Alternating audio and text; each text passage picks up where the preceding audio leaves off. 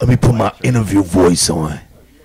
Yeah, lyrically, when it comes to hip hop and the traditions. We're off to a good start. I'm glad we're going this direction. We are in the hip hop city right now, Minneapolis. We're with Prince right now. How you doing? I'm good. How are you? Okay. So I've got questions. I wrote in really like fragmented sentences, so I'm gonna try to like gather from that what I had planned. Okay.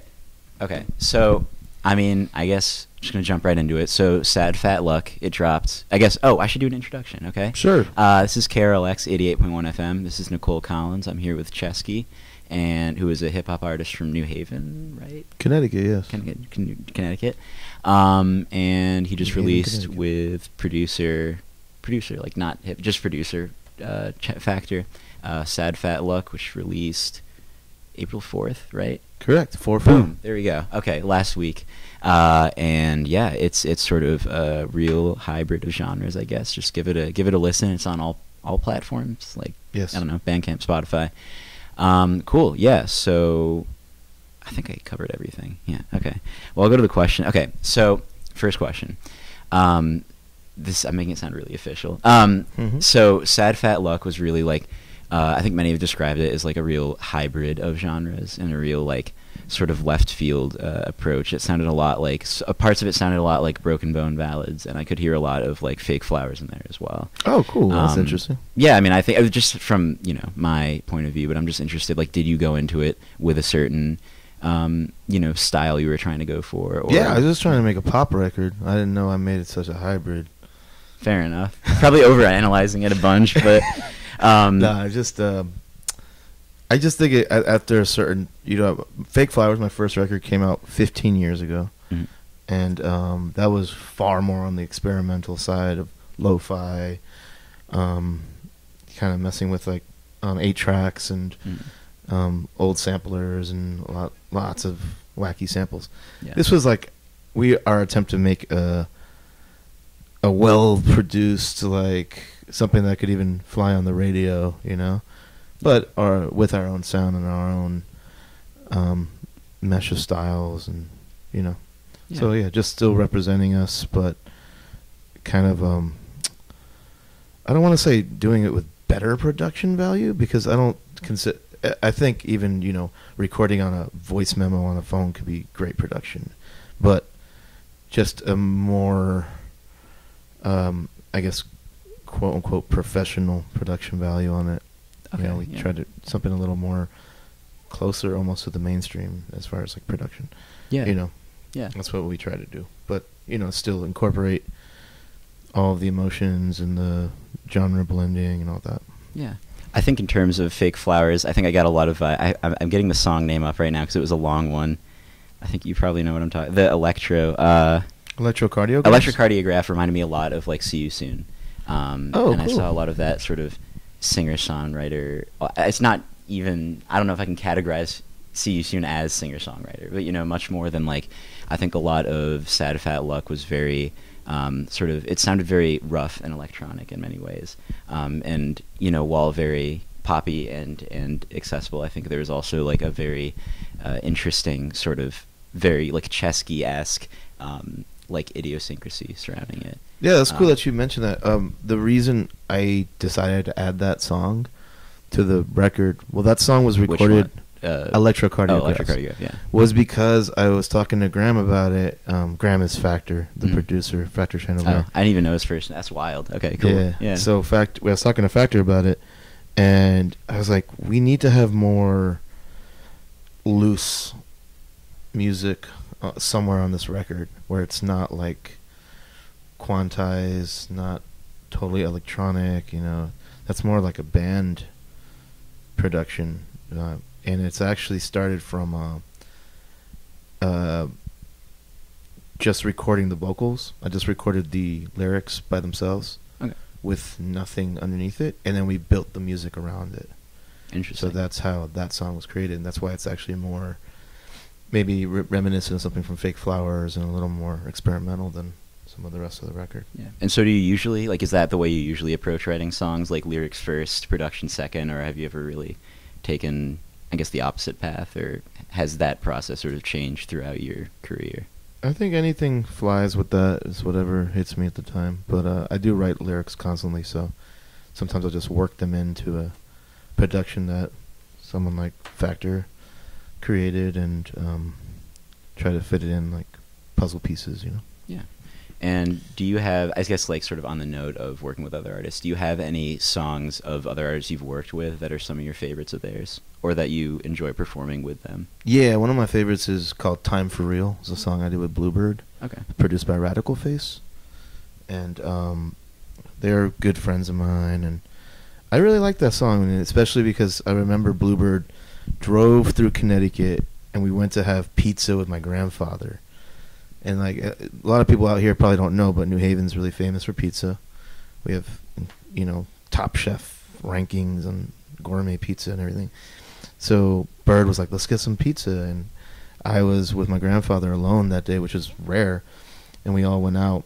And at the end of that, after our dinner and our nice time, we went to record Time for Real over this old Radical Face beat. And Radical Face is known as like a folk singer, but he also does a lot of electronic production. He has under his old band Electric President.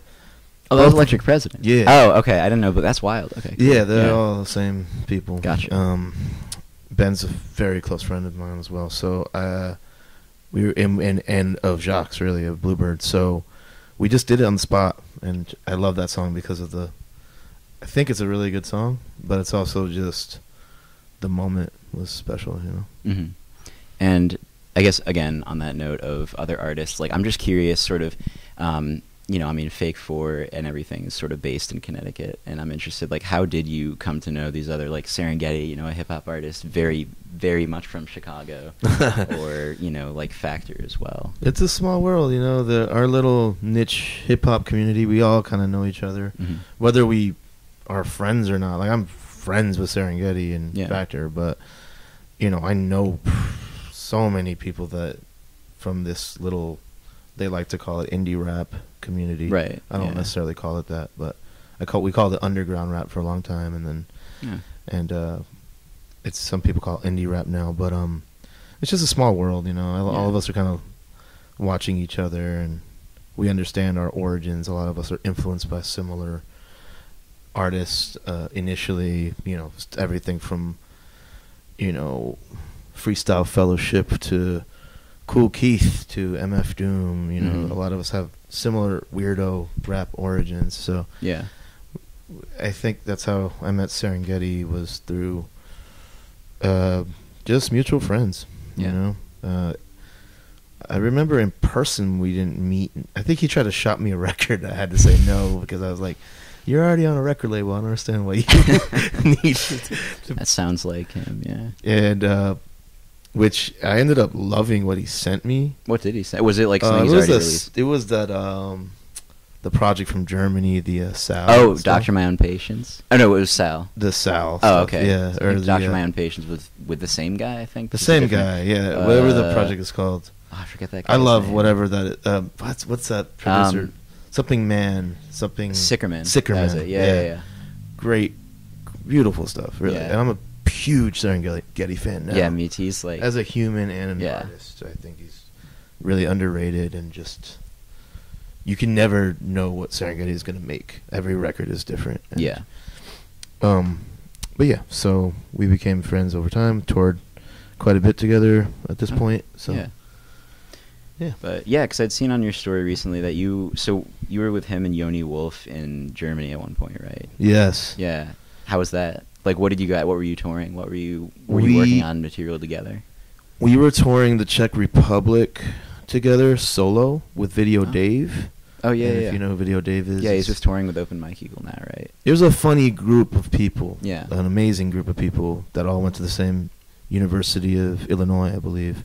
Okay, this sounds really Southern creepy. I've done a lot of research. Yeah, it was Southern Illinois University. So Open Mike Eagle, Video Dave, Serengeti, and Hannibal Buress yeah. are all close friends from college. Yeah. And so, all very talented. So, we toured with Open Mike Eagle back in 2010.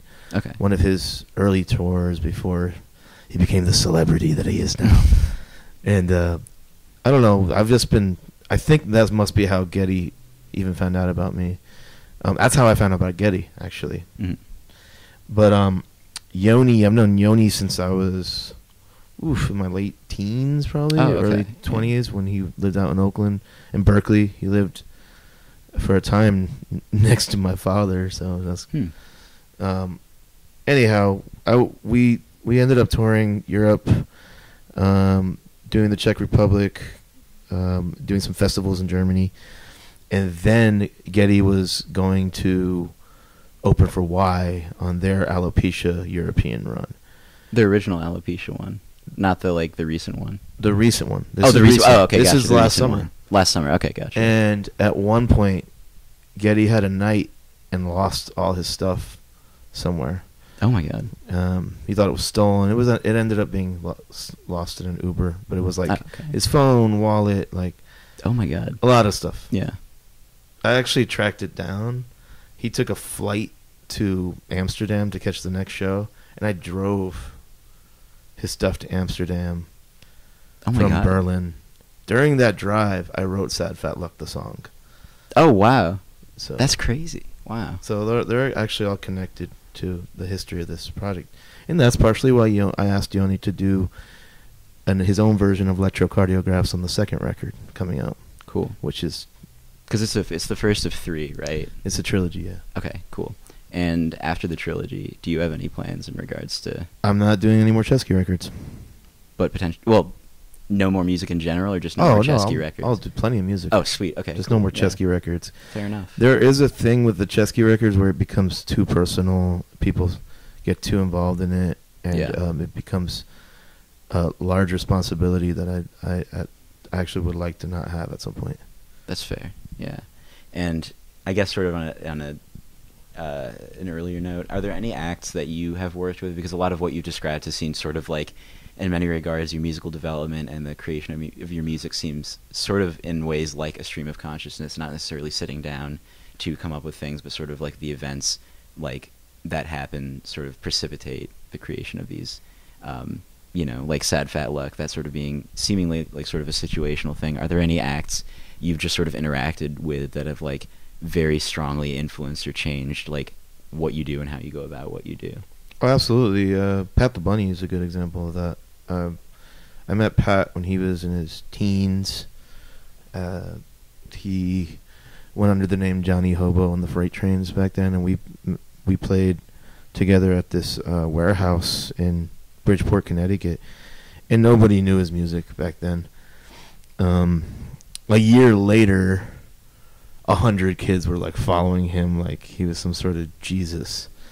And I was like, what happened? Because I always liked, even in the roughest, earliest era of teenage Pat music, I was like, I liked it, even though I was like, this kid's voice is wonky, and he's screaming, and it's silly, and he's talking about like drinking and doing drugs, and I wasn't into that, and so I was like, but I liked it on this visceral like level, and I noticed it just exploded on the grassroots kind of level. Then I saw him kind of disappear into addiction, and we were always kind of distant, friendly. At some point, one of our mutual best friends connected us to make a project together, and we started talking a lot more, and we started meeting a lot more, and we became very close friends in that process. And he's been clean a long time now, and he's also Buddhist and meditates and is very serious about that. We've become really close friends, but he's also really influenced how I approach songwriting. He's one of the best writers that can whittle down an idea that's complex into something simple, clear, and important. Something someone can sing along to. It's catchy, yet it holds so much weight in one sentence, and that became a test for me to try to do the same. That's why I wrote songs like "Say Something," you know, because I was like, I love how Pat's doing this. I could use 1,000 words, or I could use 10, and that's something he taught me a lot. Yeah. Is there anything you've been trying to communicate like that at the beginning of your career that you're still sort of trying to get across? Or, I don't know, that's a weird question, but like, you know, anything. There's so many things I want to say, and I think I'm saying a lot of them this year. Okay. Yeah. So throughout the 3 records. Yeah. So they're all coming out within this year? Yes. Gotcha. Okay. Crazy. So cool. April, July, and November. April, July, and November. All the 4th. July 4th. Oh, fair enough. November 4th. Cool. All right. I have a couple other. How long has it been? Okay, 15. We got a couple more minutes. We usually do it for like 20-ish. Okay. So this tour so far, how many shows have you played so far? We pretty much just started. We've played. Is this your first one? 2. Or yeah, there were 2. Okay. We played New Haven. We played 3. Oh, I did Saskatoon. Yeah. Okay. Without the band, but the band, which is a 7-piece band, with Jane Boxall on vibraphone, Max on keyboards, David, my brother, on drums, Storm on bass, Alyssa Kai on clarinet and keyboards, and Factor Chandelier on beats. Cool. I got everybody right. Yeah, so that's the band. We've done 2 band shows, and this is our 3rd. And then you said a solo show or something like that. Yeah, I did a solo show with Factor. Okay. As well in Saskatoon, Canada, which is too expensive to get everyone out there. Fair enough. No idea where that is. But it's very far. Fair enough. Yeah, and I guess in regards to that, like, you know, how has it been working together with, like, have you toured much with Factor before? Yes, Factor and I have toured a ton together. Yeah. I've toured with him more than anybody else in my life. Gotcha. So it's sort of like familiar territory. This record really was formed out of touring with Astronautilus. Okay. Astronautilus had his last record come out, I want to say 3 years ago? Yeah, I want to say like 3 years ago his last record came out. And maybe, yeah, about 3 years ago.